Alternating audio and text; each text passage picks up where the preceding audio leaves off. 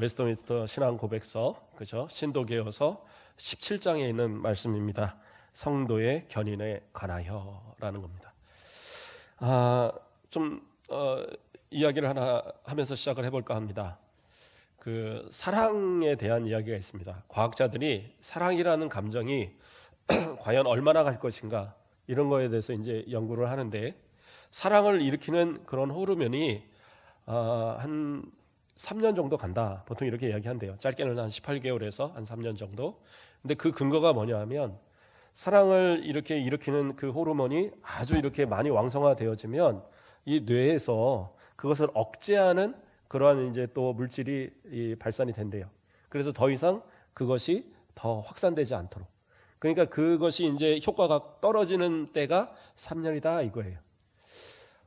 그런데 이렇게 우리를 보면, 우리 권사님들 이렇게 보면 30년 40년 막 이렇게 살아오셔도 되게 사랑하고 서로 아끼고 그런 분들이 분명히 있거든요. 그렇죠? 우리 김경옥 권사님 그러지 않으신가요? 예, 뭐 항상 정말 챙기시고 우리 집사님 챙기시는 거 보면 그런 것 같아요. 근데 그러한 어떤 30년 40년을 사랑을 이어가는 분들도 있는데, 그렇다고 하면 그건 어떻게 해석을 해야 되느냐? 그래서 이제 그 3년의 사랑이 끝난다는 걸 반대하는 분들은 뭐라고 얘기하느냐? 그렇다, 그 물질은, 처음 사랑을 만들어낸 물질은 없어지지만, 그러나 새로운 여러 가지 호르몬들이 서로 만들어지고 또 그것이 결합되면서 그 사랑이 처음 사랑처럼 계속 이어가도록 그렇게 만들어준다라는 거예요. 그래서 그러한 어떤 사랑이 끊이지 않고 갈 수 있는 그런 부분이 있다. 그러면 왜 사랑이 끝나는 사람, 식는 사람은 왜 그러느냐? 노력을 안 해서 그런 거예요. 예, 사랑도 노력을 해야죠. 서로 간에 정말로 이해하고 보듬어주고 감싸주고 하는 그런 어떤 노력 가운데 사랑은 더 계속 지속이 되는 거예요. 그렇죠? 이제 그러한 것처럼 한번 생각을 해보면 우리의 믿음, 그렇죠? 만약에 세상 사람들이 말한 것처럼 한 3년의 사랑이 끝난다. 그러면 우리가 하나님을 사랑하고 우리가 하나님 앞에 믿음을, 예수 그리스도의 믿음을 고백하는 이러한 것들이 계속 10년, 20년, 30년, 40년을 간다라는 것을 어떻게 우리가 확신할 수 있느냐? 그러한 이제 의문이 생길 수 있단 말이에요. 물론 아까 말한 대로 무슨 호르몬이 뭐 이렇게 해서 사랑을 이렇게 지속할 수도 있다고 하지만, 그러나 때로는 그렇잖아요. 사랑이라는 것도 이런 굴곡이 있어요. 좀 약해질 때도 있고, 그렇죠? 권태기라고 그래갖고 그렇게 사이좋았던 부부도 언제부턴가는 실제로 그런다고 그러더라고요. 부인 입에 밥 들어가는 자체가 아까워 보이는 그런 이 남편들도 있고, 그렇죠? 숟가락 드는 것만 봐도 진짜 꼴보기 싫은 그런 부인이 남편을 볼 때 그렇게 보이기도 하고, 그런 이제 시기도 분명히 있어요. 그런데 그때를 잘 벗어나서 또 이렇게 사랑이 회복되고 하는 이런 과정도 분명히 있게 되죠. 그렇다면 우리의 믿음이, 그런데 그런 우리의 믿음이 변함없이 꾸준히 이제까지 또 앞으로 주님 앞에 가는 날까지 꾸준히 갈 수 있다라는 보장이 있냐라는 거예요. 그러니까 이러한 부분에 있어서 우리가 사실은 고민하게 되는 부분이 분명히 있습니다. 그러니까 실제로 제가 설교하면서 말씀드렸지만, 어떤 장로님은 돌아가시기 직전에 목사님이 가서 임종 예배를 드리려고 하니까 우리 천국에서 같이 만나요 하니까 뭐라고 그랬어요? 죽어봐야지 알죠, 그러더란 말이에요. 그러니까 믿음을 끝까지 지킨다는 건 쉬운 일이 아니거든요. 그러면 어떻게 되겠어요? 그러면 난 불안하고, 아무래도 난 이거 구원 못 받은 거 아니야? 나는 내가 이렇게 자꾸 흔들리고 자꾸 유혹받고 자꾸 넘어지고 이런 거, 혹시 내가 하나님 앞에 택함 받은 백성이 아닌 거 아니야? 이런 생각을 갖게 된단 말입니다. 그러한 생각 가운데 우리가 실패하고 넘어지지 않게 하기 위해서 오늘 본문의 이야기가 있는 거예요. 성도의 견인. 성령께서 우리 성도들을 주님 앞에 가는 그날까지 끝까지 포기하지 않고 이끌어 가신다는 교리가 성도의 견인이에요. 성령께서 우리를 견인하여 주신다라는 거예요. 그러니까 이것이 우리 가운데 확고히 믿음으로 서 있을 때에 우리는 흔들리지 않을 수 있는 겁니다. 그래서 오늘 이 내용을 좀 살펴보면서 우리의 주시는 견인의 은혜에 대해서 한번 살펴보도록 하겠습니다. 1번으로 가보겠습니다. 하나님이 그의 사랑하시는 자 안에서 받아들이시고 그의 영에 의해 유효적으로 부르시고 성화하신 자들은 은혜의 상태로부터 전적으로도 최종적으로도 타락할 수가 없고 그 상태에서 끝까지 확실히 견인하여 영원히 구원을 얻을 것이다. 어떻게 보면 이게 싹 종합을 한 얘기입니다. 뭐예요? 하나님께서 택하셨어요. 창세전에 이미 택하시고 예수 그리스도와의 언약 가운데에, 은혜의 언약 가운데에 우리를 정하셨어요. 부르시기로, 우리를 구원하시기로 택하시고 정하시고, 그렇죠? 예정하시고, 그리고 어떻게 해요? 우리를 그 부르심을 통하여서 우리가 예수 그리스도를 영접하고 또 회개하고 또 이러한 어떤 중생의 과정을 겪어서, 그래서 나중에 성화의 단계에 이르기까지 그렇게 이렇게 변화의 단계가 있었단 말이에요. 그래서 성화라는 것은 물론 예수 그리스도를 믿고 내가 구원의 확신을 가지고 변화된 이 상태가 성화로 볼 수도 있지만, 그러나 완벽한 성화는 뭐예요? 우리가 죽음, 예수 그리스도 앞에 서는 그 죽음의 때까지 우리는 계속 성화의 이 성화를 완성돼 가는 그런 과정이 있는 거예요.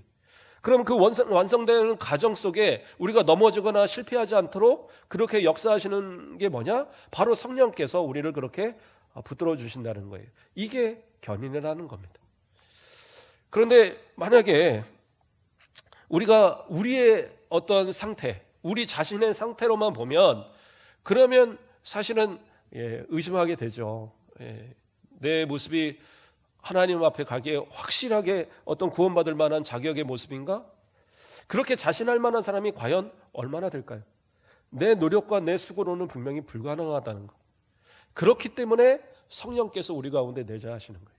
그래서 성령께서 우리를 떠나지 않으시고 끝까지 우리를 붙들어서 하나님 앞으로 갈 수 있도록 그렇게 이끌어 주시는 은혜가 바로 있다라는 거예요.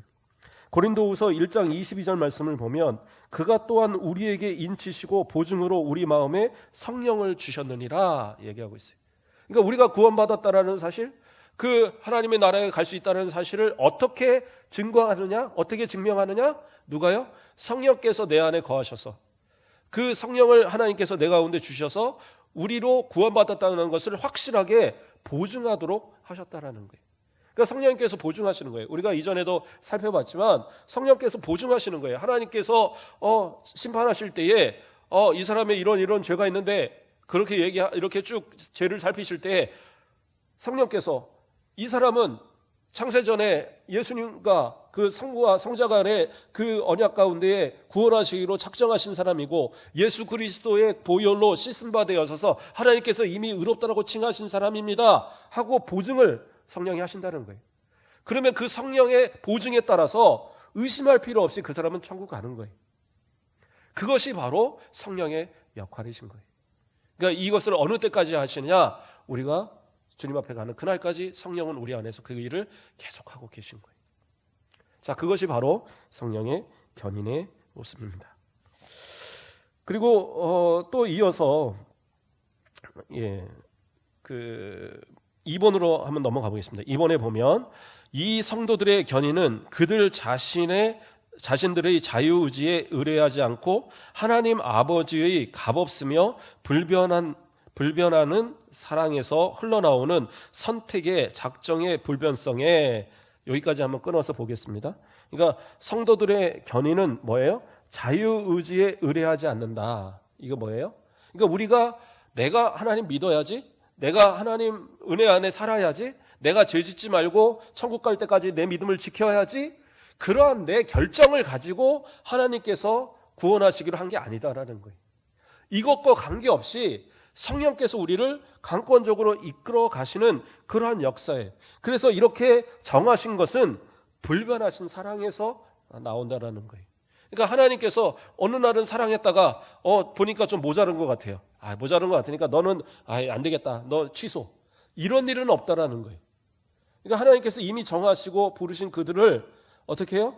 그들의 자유의지와 관계없이, 그러니까 우리의 자유의지라면 어느 순간은 게을러서 오늘 같은 날은 그냥 교회 안 가고 쉬지 뭐 맨날 기도하나, 오늘은 좀 기도도 쉬어야지, 이런 마음도 가질 거 아니에요. 그때 주님 딱 오시면 어떡하겠어요? 그런데 그렇지 않는다라는 거예요. 우리의 자유의지의 어떤 행동의 결정에 따라서 하나님께서 그 구원에 대한 것을 결정하거나 이게 아니라 그저 정하신 그대로 성령께서 이끌어 가시는 그것은 우리의 자유의지와 아무런 관계없이 이끌어 가시는 그런 은혜다라는 거예요. 그런데 이제 우리가 또 하나 사실은 고민할 부분은, 그렇다면 하나님께서는 우리의 자유의지를 완전히 무시하시고 그리고 우리를 구원하시는 것을 만들어 가시는 거냐? 그렇게 되면 이제 또 하나의 오해가 생깁니다. 우리가 자유의지에 대해서도 이미 아마 살펴봤었지만, 자유의지라는 건 뭐예요? 내가 분명히 하나님 앞에 내가 어떠한 믿음으로 고백하고 내가 무엇인가를 하는 것이지만, 그러나 이 자유의지는 뭐예요? 하나님의 영원하신 계획, 그 예정 가운데 들어있는 자유의지예요.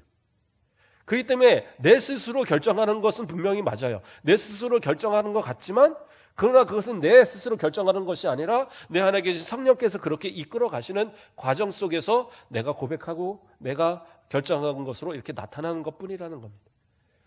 그래서 어떤 사람들은 얘기할 거예요. 이미 나는 구원받았으면, 그래요, 내 자유의지와 관계없이 하나님이 나를 구원하셨으면 나는 그냥 죄 지어도 상관없겠네요. 악한 일 해도 상관없겠네요. 이런 생각할 수 있어요. 그런데 오히려 하나님께서 나를 구원하시고 나를 택하셨다라는 그 사실에 대한 증거로 성령을 내게 거하게 하셨는데, 성령의 보증, 그 보증을 받은 사람이 만일 죄 가운데 살아가고 죄를 그냥 즐겨 행하고 그러면서 악한 그런 모습으로 살아가면서 나는 구원받았어, 그럼 뭐예요? 그 자체가 구원받지 못했다는 증거가 되는 거예요. 그러니까 내 자유의지에 따라서 하나님이 나를 구원하시거나 이렇게 인도하시는 그것은 아니지만, 그러나 구원받은 사람, 성령의 이끌리심을 받는, 성령이 내주하시는 그 사람들은 뭐예요? 자유의지 안에서도 분명히 하나님 앞에 순복하고 내 믿음을 고백하는 그런 사람의 모습으로 나타난다라는 거예요. 그러니까 오해해서는 안 되겠죠. 이어서 가보겠습니다. 예수 그리스도의 공로와 대도의 효력, 이렇게 얘기합니다. 그러니까 성령께서 우리 성도들을 견인할 수 있는 그 근거는 뭐냐? 그렇죠? 그 근거는 앞서서는 하나님의 그 불변하신 사랑에 기인하고, 두 번째로는 뭐예요? 예수 그리스도의 공로와 대도, 다시 말해서 중보의 기도를 통해서, 그래서 우리를 인도하신다라는 거예요. 그러니까 우리는 다 죄인이었잖아요. 다 죄인이어서 스스로 깨끗할 수 있는 사람이 아무도 없었는데, 누가요? 예수 그리스도가 우리를 위해서 그 모든 속죄의 피를 다 흘리심으로 인해서 우리를 다 씻으셨어요. 그 죄값을 다 치러서 이미 더 이상 죄에 대한 어떤 그러한 그 책임을 묻지 않는 그런 상태가 되었기 때문에 성령께서 우리를 이끌어 가실 수 있는 근거가 된다라는 거예요. 그렇죠? 죄 져서 감옥에 들어가고, 이런 감옥에 들어간 사람, 그렇죠? 감옥에 들어간 사람을 내가 가갖고 이 사람 이제 뭐 용서 좀 해주시고 이 사람 이제 끌어내겠습니다 하고 마음대로 끌고 못 나오잖아요. 그 죄값을 다 치르기 전까지는 못 나오는 거잖아요. 그렇기 때문에 만약에 우리가 예수 그리스도의 피의 공로가 없다고 한다면 성령께서 우리를 끌어가지 않으셔요. 구약에서처럼 성령께서 오셨다가 또 떠나가 버리시고 하는 그러한 관계 속에서 성령은 우리 가운데 역사할 수밖에 없어요. 그러나 지금은 예수 그리스도의 구원의 그 보혈의 피로 인해서 구원받은 우리들의 모습은 뭐예요?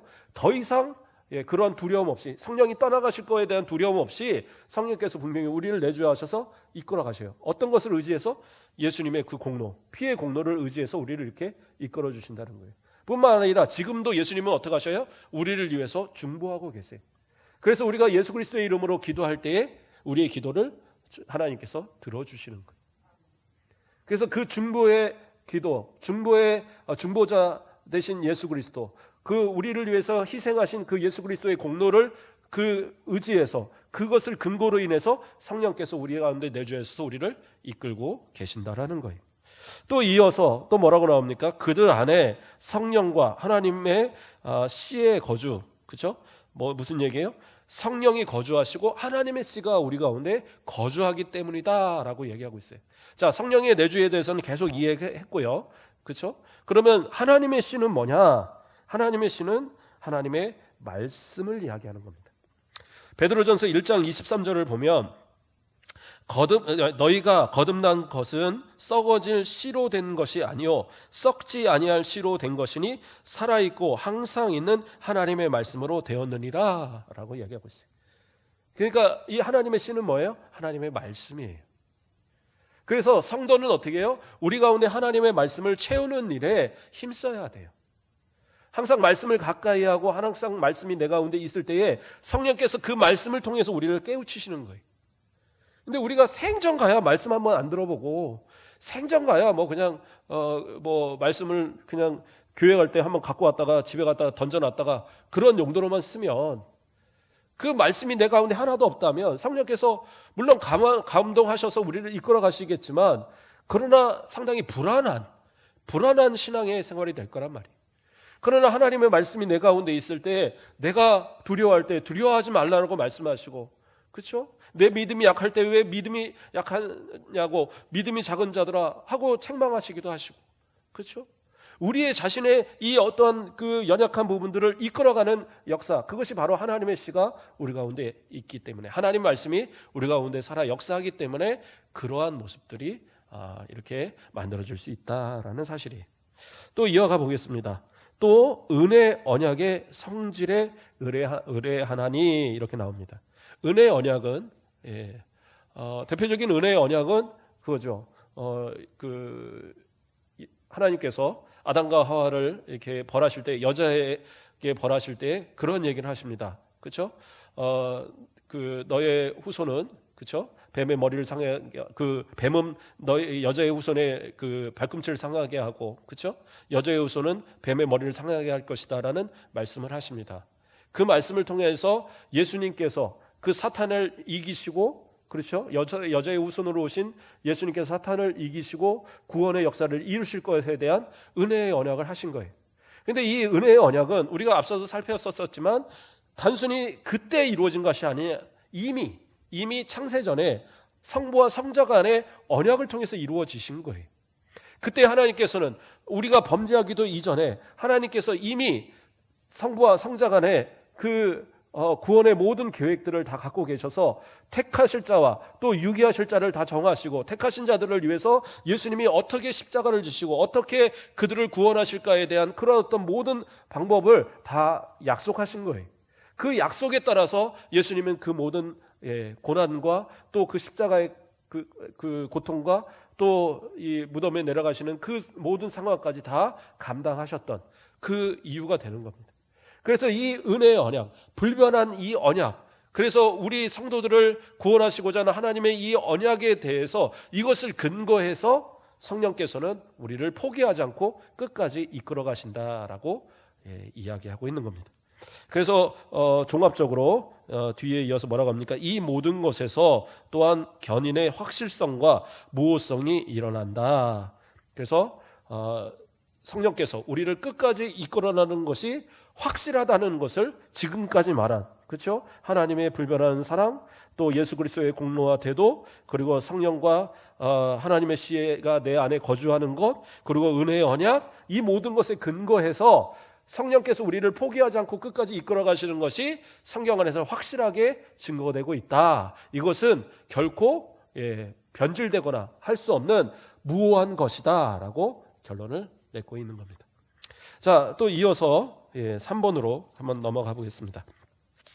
자, 그럼에도 불구하고 그들은 사단과 세상의 시험들, 그들 안에 남아있는 부패의 우세, 그들은 보존하는 방편들을 게을리함으로 말미암아 극심한 죄에 빠져서 한동안 그것에 머무르면서, 자, 이게 이제 무슨 얘기냐? 우리의 인간의 어떤 모습들이 이 땅을 살아가면서 완전하진 않다라는 거예요. 완전하지.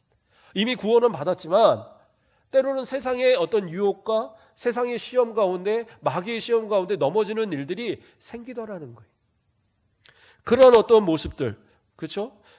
이러한 모습들로 인해서 하나님께서 우리 가운데 주신 그러한 은혜의 방편들, 말씀을 아까처럼 주시는 것, 또 성령께서 내주하시는 것, 또 우리가 기도함으로써 예수의 이름으로 기도하면서 하나님과의 교제하는 이런 모든 은혜의 어떤 방편들을 다 깡그리 무시해버리는 그러한 모습들이 나타날 때가 있더라는 거예요.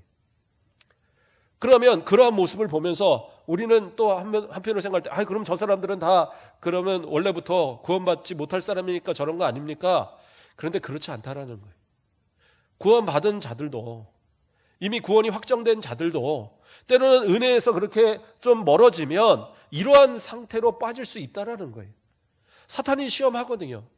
그래서 그 시험에 나도 모르게 넘어가는 때들이 분명히 있어요. 어떤 사람은 물질 때문에, 어떤 사람은 건강 때문에, 어떤 사람은 자녀 때문에, 어떤 사람은 여러 가지 승진 또는 어떤 관계, 이러한 어떤 것을 통해서 다가오는 세상의 여러 가지 시험, 마귀의 시험에 넘어지게 되더라니까요. 그러면 넘어지면 어떻게 해요? 아휴, 나는 아무래도 버린 자식인가 보다. 이런 생각 갖는 거예요. 심지어 어떤 경우들은요, 진짜 마귀가 여러 가지로 시험을 하는데, 제가 고등학교 때 친하던 친구 하나가, 그래도 제가 그때 선교부장하고 하니까 저한테 쫓아와서 얘기하는 거예요. 신앙 상담 좀 하재요. 그게 왜 그러냐 그랬더니, 자기 고모가 무당인데 자꾸 오면 자기한테 용돈을 준대요. 용돈을 주면서 교회 가서 헌금해라, 교회 가서 헌금해라. 그러니까 자기하고 동생만 교회를 다니는데 자꾸 그런다는 거예요.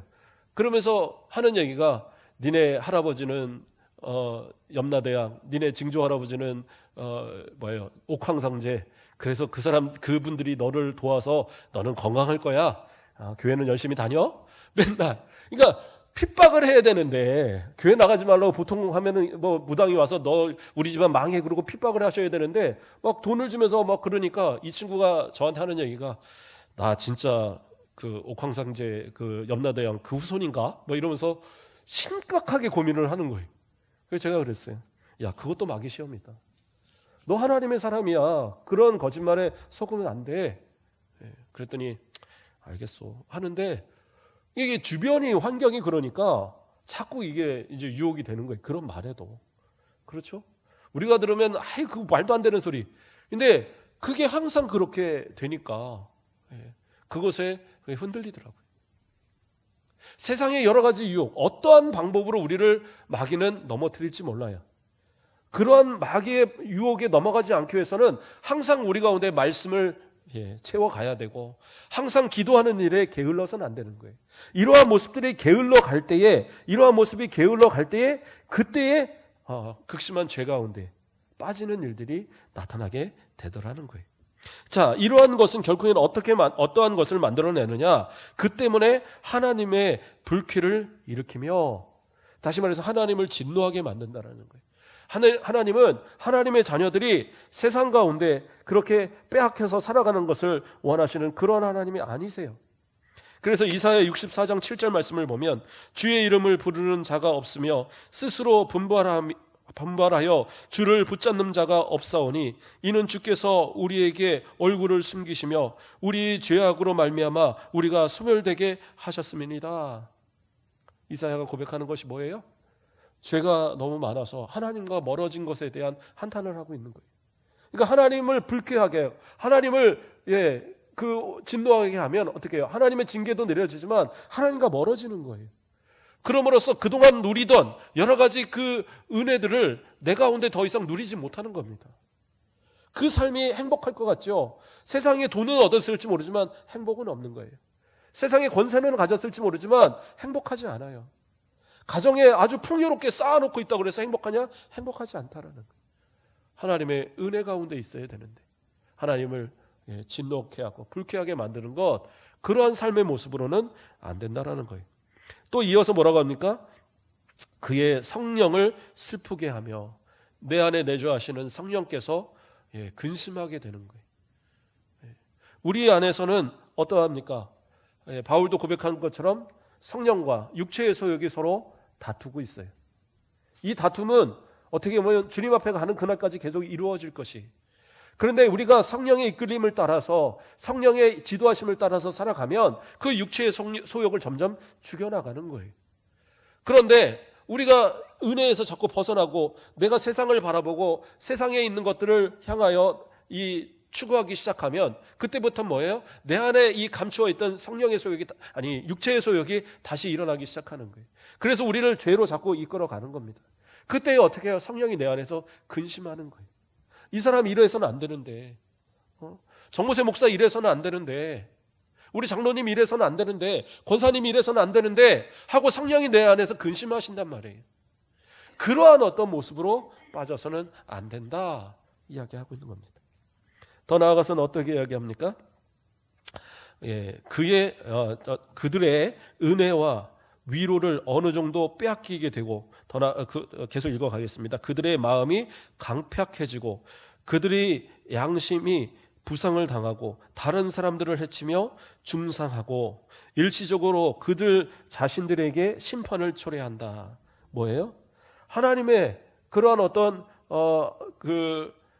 성령에 내주하시는 그 은혜, 하나님의 도우시는 그 은혜를 저버리기 시작하니까 그 안에서 뭐예요? 진짜 위로와 하나님의 주시는 위로와 은혜가 점점 약해지고 또 그러한 것이 빼앗기게 된다는 거죠.